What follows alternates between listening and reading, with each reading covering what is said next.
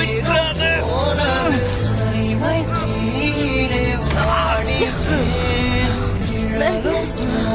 கையை விட்டு. முடியாது. சத்தியம் பண்ணிருக்கேன். நீங்கள் டாங்கிங் சிட்டிக்கு வரேன்னு, குடும்பத்தை கண்டுபிடிக்கிறேன்னு. வேண்டாம். கூடவே தான் இருப்பேன். அதுவும் இதயத்தில்.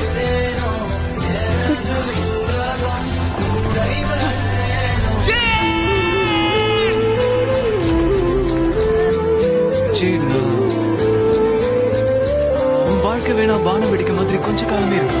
ஆனா என் வாழ்க்கையில் நான் பார்த்த அற்புதமான பிரகாசம் நீதான்.